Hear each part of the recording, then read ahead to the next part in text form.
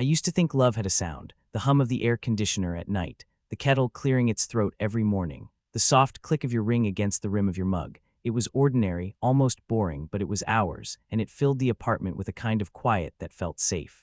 Then the quiet changed. It started with late meetings that weren't late enough to explain the perfume that wasn't yours, a citrus note that refused to leave the hallway even after you walked through it. It was the way your laugh returned thinner, like it had been stretched too far at the edges. It was the way you started carrying your phone like a fragile secret, screen down, face away. I told myself it was stress.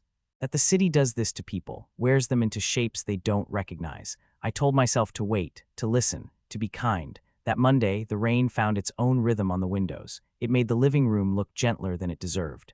I had come home early because the storm had scared off my last client, and the trains were already hissing with delays. The apartment door stuck the way it always did when the humidity climbed.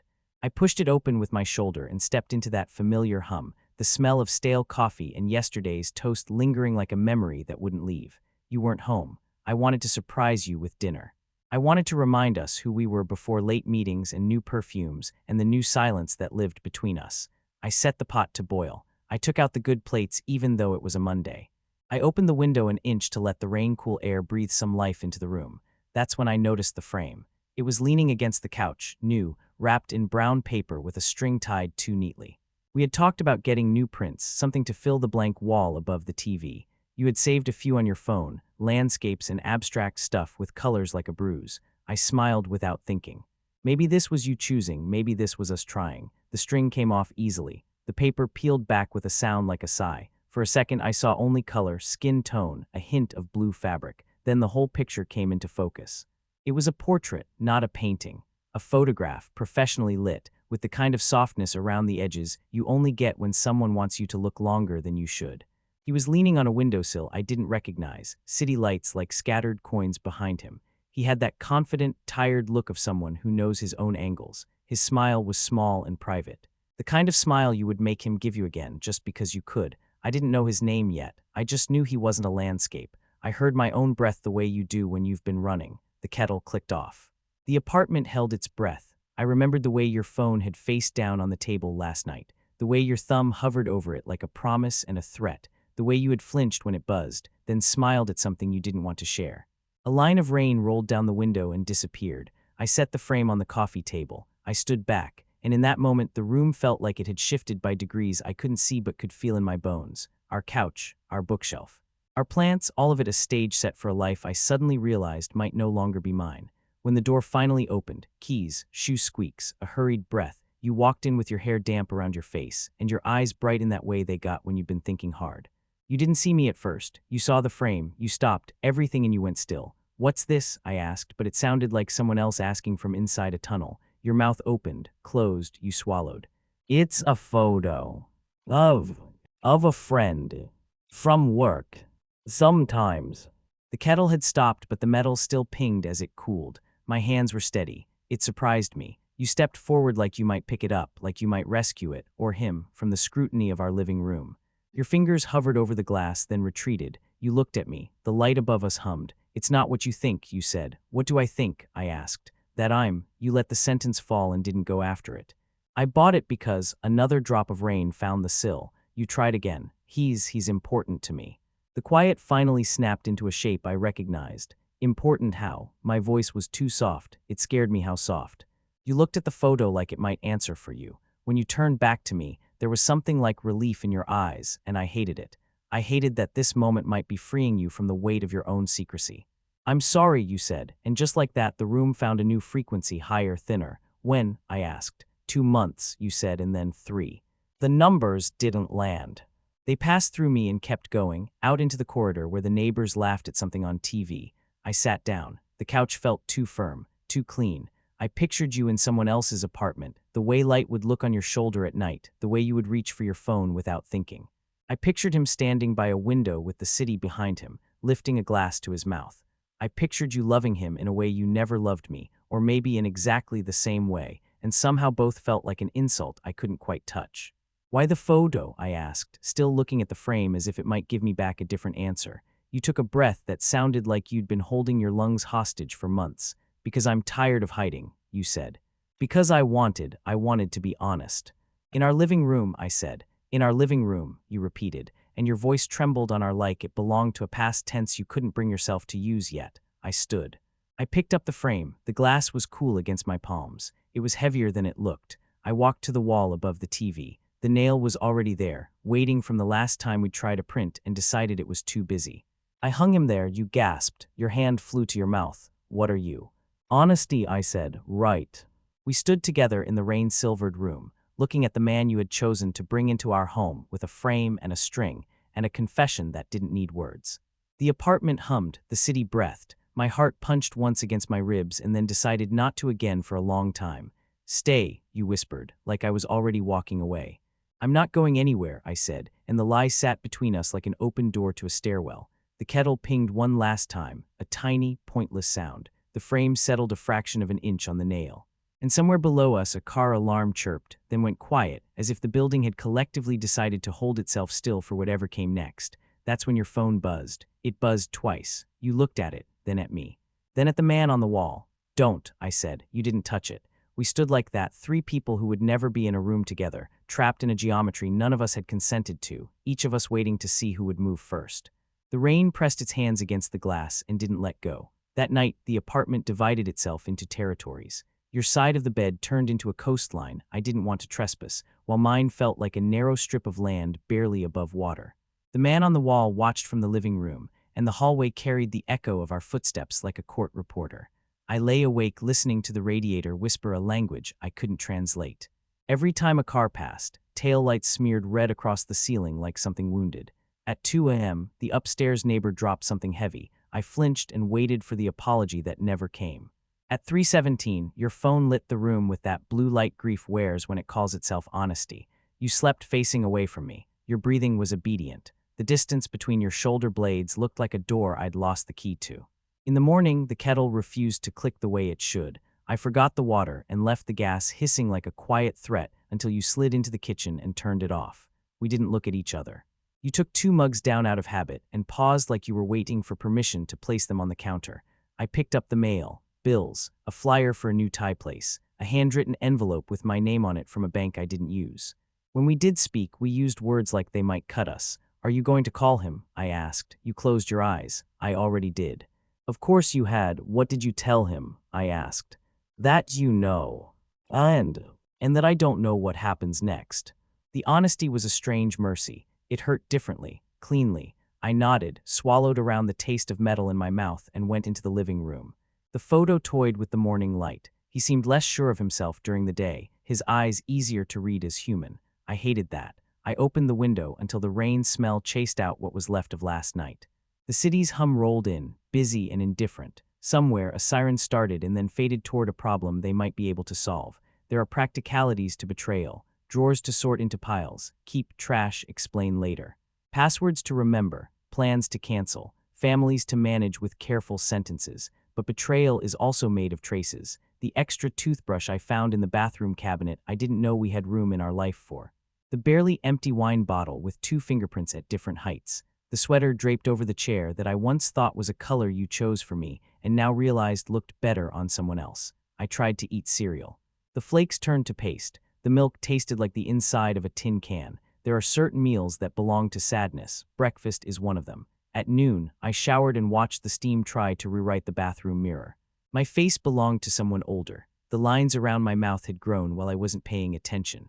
When I rubbed my thumb against my wedding band, it made a small, private sound I'd never heard before. At 2, I found the message thread. I wasn't looking for it. I've learned that most discoveries are ambushes we walk into with our eyes open. I was hunting for a bill and found you instead. Found your words, your small jokes, the way you saved little photos of your day like breadcrumbs for a person who wasn't me. The thread held late-night confessions and day-old frustrations, and a plan for a weekend trip you hadn't told me about. There was a photo of the same man, taken from farther back. He was mid-laugh. You had captioned it, "You and your stupid windows." I stared until my eyes fuzzed. The screen warmed under my hand. The apartment shrank until all that existed was the space between my breath and the words you didn't write to me. I didn't rage. It would have been easier if I had. Rage makes a shape. It gives you a place to stand. Instead, I felt blank, like a canvas left out in the rain until the paint bled into nothing. That evening I walked. Outside, the rain had settled into a cling, more fog than storm. The neighborhood blurred itself into a watercolor, storefronts halos of light, puddles stitching together into a thread that led nowhere. I passed the bakery where we used to buy croissants on Sundays and imagined you there with him, your elbow brushing his, the choice of almond or plain becoming a joke that belonged to the two of you. I ended up at the old bridge by the train tracks, the one with the rusted railing, and the view of the skyline that always made me feel like this city might forgive me if I asked nicely. Trains slipped under me with a murmured threat, steel and speed and purpose. People in lit windows flew by, each carrying a life I would never know, each a container for their own quiet disasters. I texted you. Don't wait up. You replied, okay. The word was a relief and a harm. It was permission to exist away from you, and it was proof that you could exist away from me. The bridge swallowed the trains until they were just a hum in my feet. On the way back, I stopped outside a bar with fogged windows and the kind of lighting that made everyone softer. I went inside and ordered a whiskey I didn't need to impress anyone with. The bartender set it down like a small fact. I didn't look around, I didn't want to be seen. Halfway through, the door opened, and the bell above it rang a note that made the whole room turn in its chairs. He walked in wearing a coat a little too nice for this place, his hair damp and coaxed into apology by the rain. I knew him instantly, not because of the photo, because of the way the air changed around him. Some people have that gravity you can feel in your teeth. He didn't see me.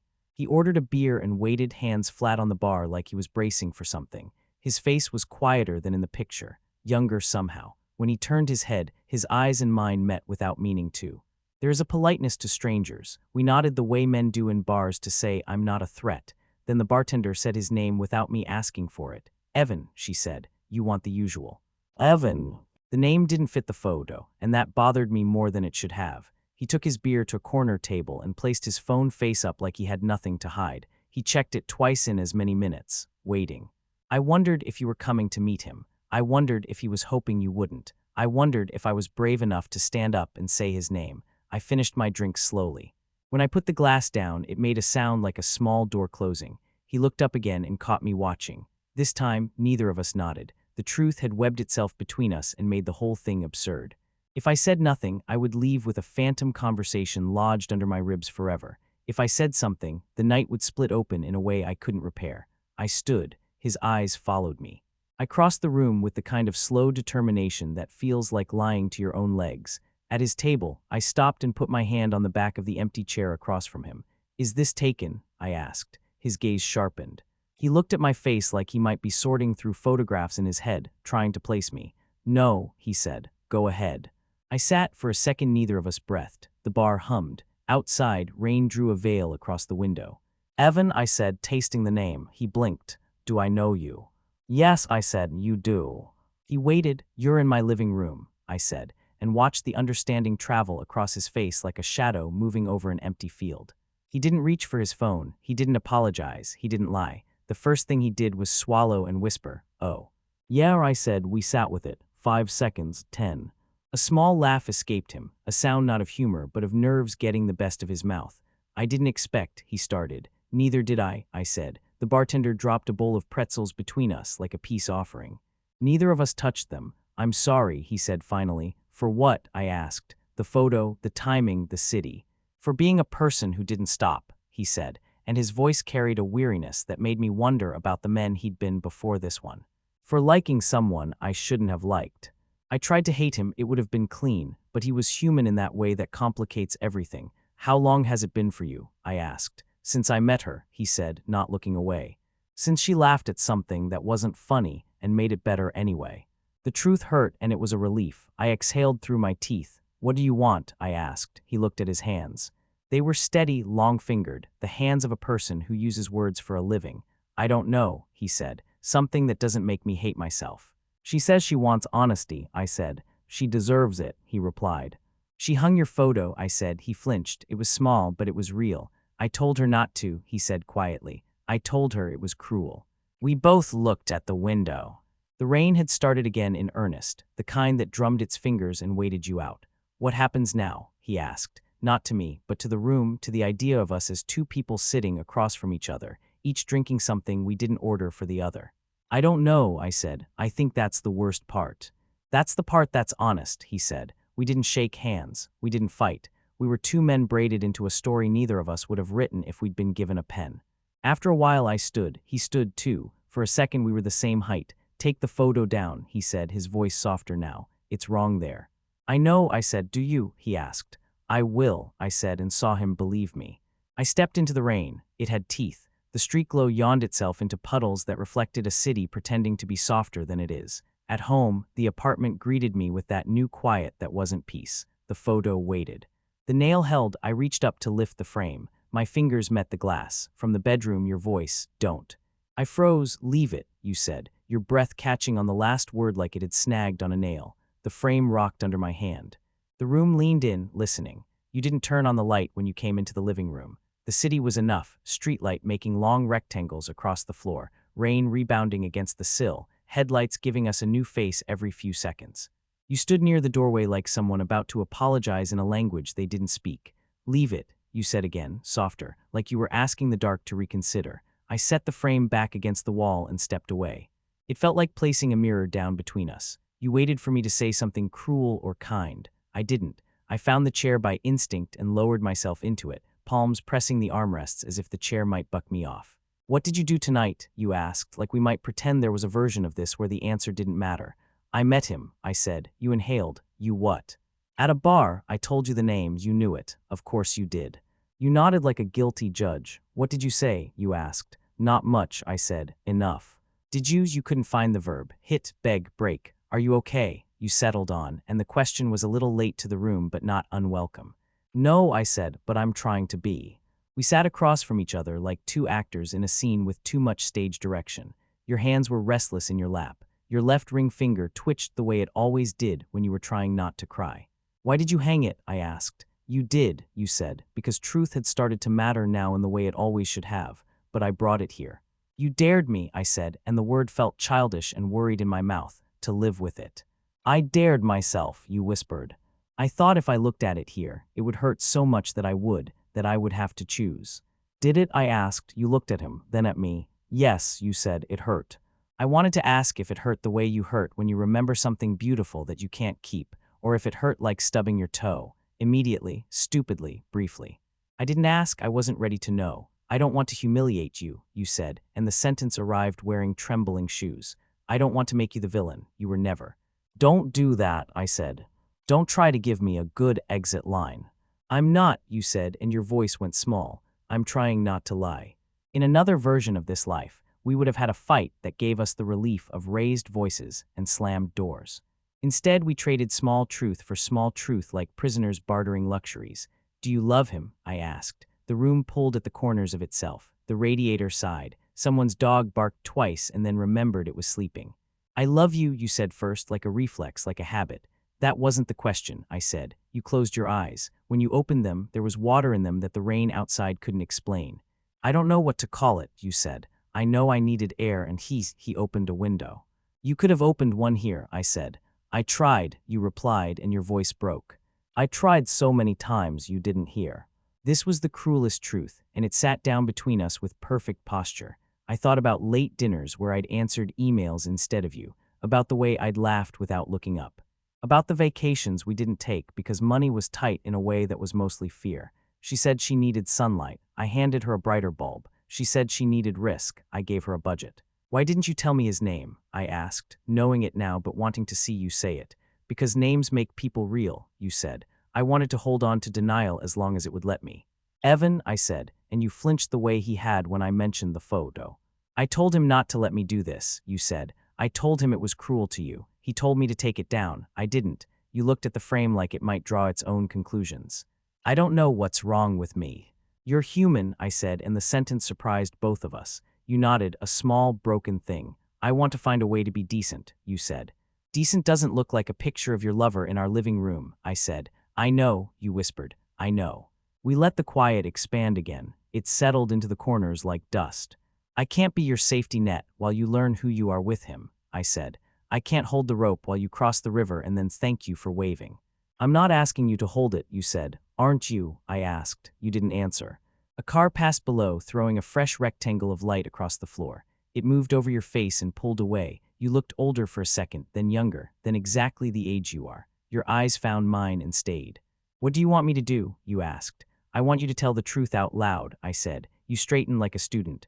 I'm in love with someone else, you said, the words careful, the spaces between them as important as the letters.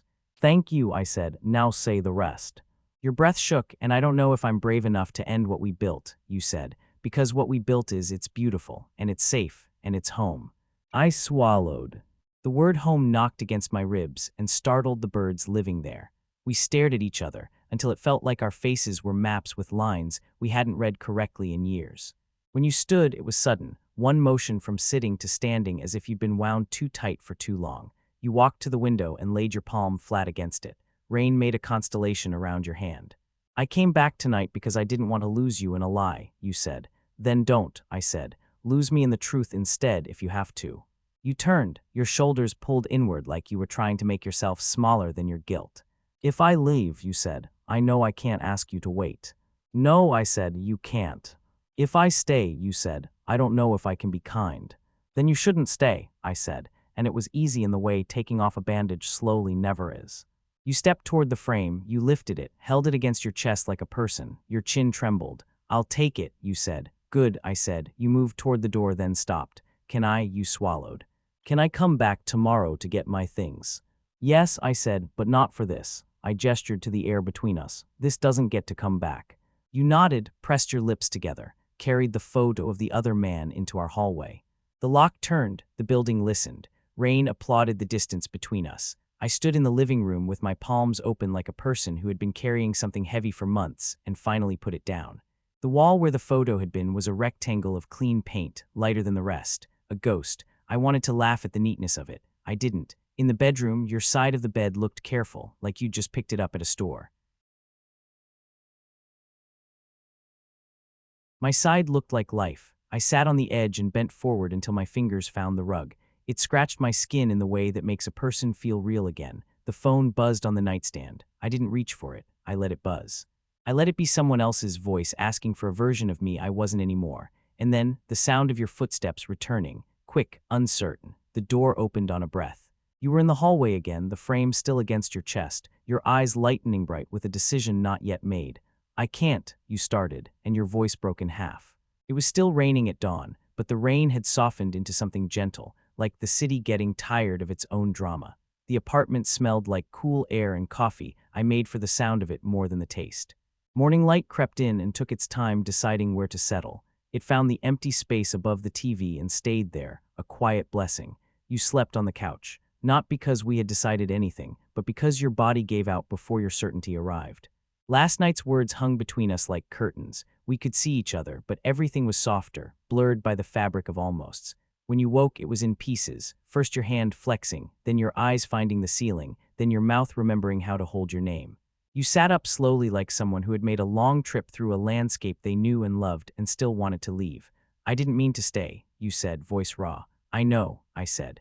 I didn't want to leave like that, you added, eyes finding the rectangle of clean paint. I know, I repeated. We were gentle with each other, the way people are when a fragile thing lives on the table between them, something that would shatter if a fork is set down too hard. The kettle finally remembered how to sing. I poured coffee and handed you a mug. Your fingers warmed around it like they were meeting an old friend on neutral ground. I called him, you said. I figured, I said. He said to be kind to you, you said. He said if I wasn't sure, I should step back. That sounds like him, I said, and we both winced at the intimacy in the pronoun. Silence again, not empty this time, just honest. I don't want to dissect us anymore, you said. I don't want to turn love into evidence. Then don't, I said. Let's give it a form we can live with. You looked at me over your mug, eyes rimmed red and determined in that way you always were when you had to be brave. What form is that, you asked. Letting go, I said. The words were simple and enormous. They filled the room and found the corners where dust and denial had kept each other company. You lowered your gaze, your mouth trembled. You nodded like a person signing a document that would change their name forever. I'm sorry, you said, and this time it wasn't a line you thought a good person should say. It was a small truth finally given up. I know, I said, and it wasn't absolution. It was a map. We spent the morning moving quietly. You folded clothes into boxes gently, like they had bones. I took photographs off the fridge and stacked them with the care you give to things that have already ended but still deserve respect. We didn't discuss the bed or the couch or who would keep the plant that refuses to die. Those would be tomorrow's problems. Today, we were curators of a museum closing early for the season. Every so often, we met in the hallway and almost touched. Your hand would twitch toward my sleeve. Mine would wait in the air like a question. Then we would smile and pass each other like weather. Rain tapped the windows, a metronome keeping time on a day that didn't require rhythm. The traffic was a distant river. Somewhere in the building, someone's child laughed, and the sound poked a hole in something inside me that I couldn't name. In the bedroom, I found the sweater I'd always loved on you, the one the color of honey catching noon. I lifted it and pressed it to my face. It smelled like detergent and something warm and human. I placed it in your box without folding it too neatly. Some things shouldn't be disciplined. You stood in the doorway watching. Keep it, you said. No, I said. It looks better on you. You always said that, you murmured, and your smile tried to be brave. Near noon, the rain paused long enough to let a piece of sky breathe on us. The light changed. It wasn't dramatic. It was the kind of shift you only notice if you've been watching the room all morning, which we had. The rectangle on the wall seemed less like a ghost and more like a new canvas. I want to say something before I go, you said, setting down a box and wiping your palms on your jeans like you might be about to touch something sacred. I don't want to leave you with slogans. Okay, I said, steadying the part of me that wanted to run from this kindness, because it would be the one I remembered, and that felt dangerous. You were good to me, you said. You were safe. You were kind in 1,000 ordinary ways. I only counted when I started losing them. You didn't deserve this. And I fell in love with a version of me that didn't exist here, because I was scared to be the version of me that did. I could have corrected you, could have told you the ways I failed, the nights I chose work or avoidance, the mornings I forgot to kiss your forehead because my mouth was full of coffee and my mind full of lists. But this wasn't a trial, it wasn't a eulogy, it was two people in a kitchen making room. Thank you, I said and meant it. Will you hate me? You asked, almost a whisper. No, I said, surprising myself with how certain it was. I won't love you the same, but I won't hate you. I don't have room for that. You nodded, the nod of a person who has been offered a sunbeam in winter. At the door, you hesitated. Do you want me to leave the keys? You asked. Not yet, I said, tomorrow. You tilted your head. Why? Because today we're saying goodbye, I said. Tomorrow we let go. You pressed your lips together and inhaled like you might cry. You didn't. Okay, you said. Tomorrow. After you left, the apartment exhaled. The hum returned, not the old one, not yet, but a draft version.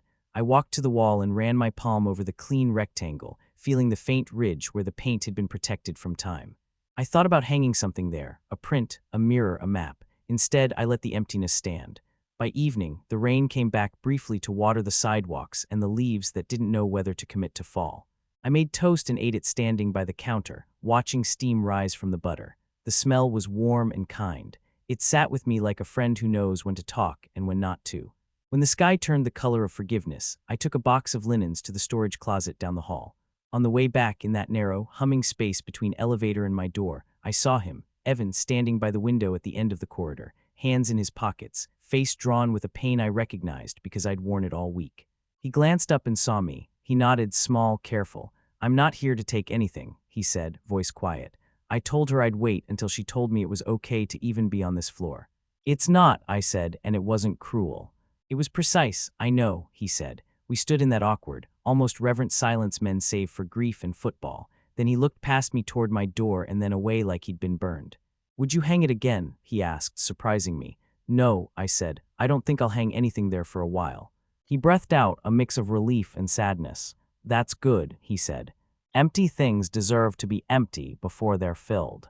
We didn't say goodbye, we didn't shake hands. He drifted back toward the stairwell. I went home. The apartment met me with a light that felt new. The kettle sang because I asked it to. I poured tea, I sat on the couch and listened to the rain admit it was tired. In the morning, real morning, the kind that makes the city yawn and open its blinds, the world was softer. The air smelled like wet concrete and something green. A sliver of sun pressed one finger against the wall above the TV, and the rectangle glowed almost imperceptibly. I didn't feel triumphant. I didn't feel destroyed. I felt like a person who had survived a small storm and was now checking the windows for leaks. The chair remembered the shape of me. The room remembered the sound of my breathing without someone else's to sink to. It wasn't a victory. It was a beginning that didn't need a parade. When you came for the keys, you didn't knock. You let yourself in and stood just inside, holding your breath like you were a guest. I handed you the ring with both hands because something about ceremony felt right. Your fingers brushed mine. Warm, familiar. Done. Take care of yourself, you said. You too, I replied. We didn't hug, we didn't kiss. We didn't stage a movie ending. We allowed the clean goodbye to be what it was, a kindness. After you left, I made the bed with ridiculous care. I opened the window wide and let the morning sound move through the rooms, the distant traffic, a bus braking with a hiss, a dog insisting it was time. The light moved across the wall and paused exactly where the frame had been, and for a second the empty space looked like a window to someplace calmer. Forgiveness arrived like weather. Not a sudden thing, a shift. The rain ended, the kettle sang. The world outside existed without permission from my sadness. The photo wasn't here. The person it contained was elsewhere, learning how to be decent in a story that would never be mine. I stood in the quiet and let the room be a room again. And in that small permission, something in me let go.